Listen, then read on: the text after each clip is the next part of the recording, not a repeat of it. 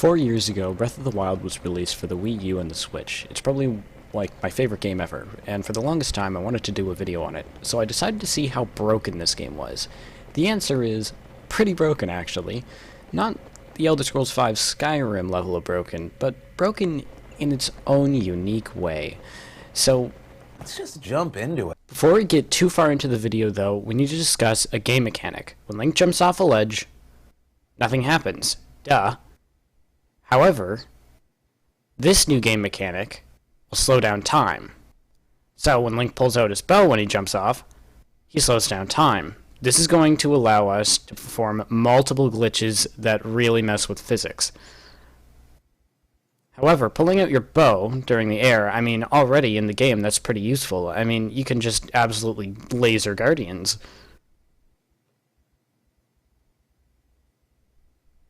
Hell yeah. And you can also just kind of be awesome, you know what I mean? Ah, shit. Yeah, ignore that. You can also just be awesome. Hell yeah, look at how I dodged that Guardian Beam. But I digress. That's how bullet time is supposed to work. In reality, it doesn't work that way. It's a lot more complicated. Let me just show you what I mean. I'll go down to just some enemies here. Alright, let's get up on a high ledge to perform bullet time. So, if I try shield surfing onto an enemy, nothing happens. Duh. If I try to jump on them while doing bullet time, nothing happens. However, if I do both, I start a shield surf and then go into bullet time, look at what's gonna happen. Holy hell, I just got launched into orbit. That's pretty damn effective. Speedrunners use this to get to Hyrule Castle and such, and it's been dubbed the bullet time bounce.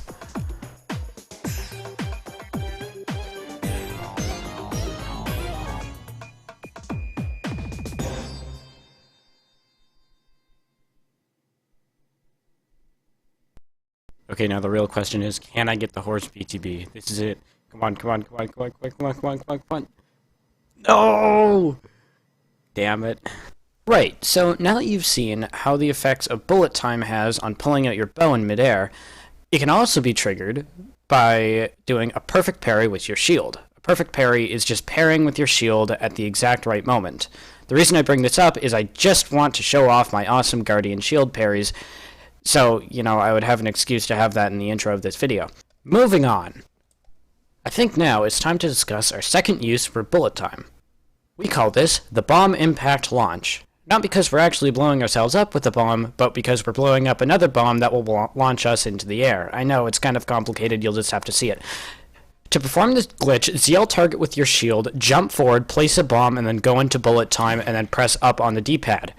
Switch to your other bomb, place it, and then go back into the menu, and then switch back to your original bomb, and then blow that up.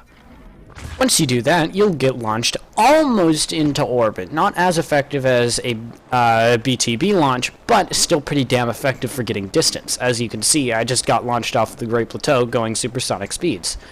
The setup is a little bit iffy, and it takes a little while to get down, but trust me, once you get it down, it is so cool. You can even do mid-air ones like I'm doing here by pause buffering frames. Like, I'm getting around Hyrule so freaking fast here. This is amazing. However, I will digress. Once you learn how to do a BIL, you're not going to be able to stop. You're just going to do them all the time, and you can sometimes fail like I did there. Ignore that. I'm going to have to load a save now. Okay, if you're a little bit confused about the BIL, I'll just try to slow it down and put it in a way that you can understand. We're not blowing ourselves up with the bomb here. That does not work. I'll do it from the side here to show you how it's actually done, alright? So, ZL target, jump forward, place a bomb, and then bow. I know, that was a lot, but just bear with me here. Place the other bomb, switch back, and then blow it up.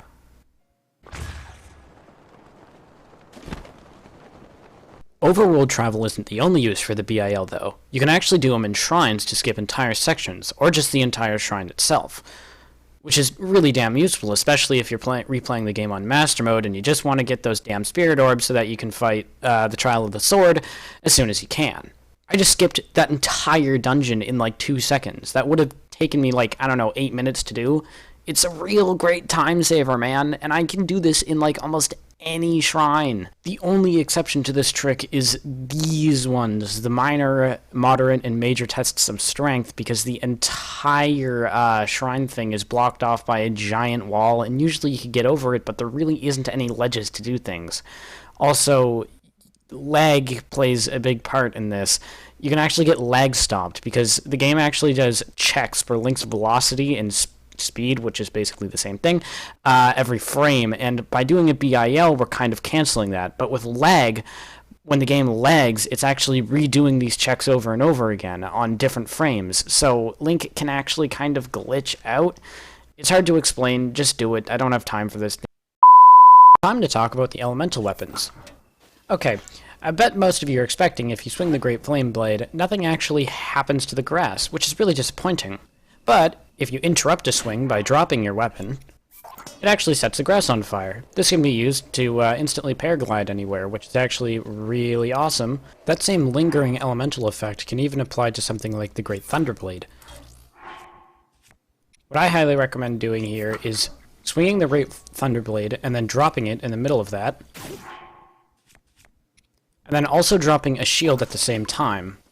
What this will do is make an infinite conductor.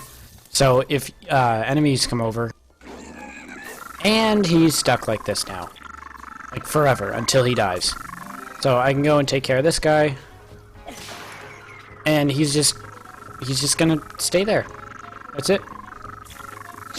I would be careful too. Same thing can apply to you. You can kind of really get damaged by this, so be careful when you're picking that stuff up. But I mean, it's a great trap. So yeah, I highly recommend using it. I think I'm going to do the rest of this video in like a couple parts because, oh my god, this is actually really starting to wear on me with the way that I have to capture the Wii U. I mean, come on, Breath of the Wild can barely run, and then you start running a capture software on it? No thanks. But anyway, I think that's enough for today, and I think I'll do a video on Breath of the Wild 2, definitely, when they inevitably come up with insane glitches about how all that stuff works. But anyway, see you guys. Thanks for watching.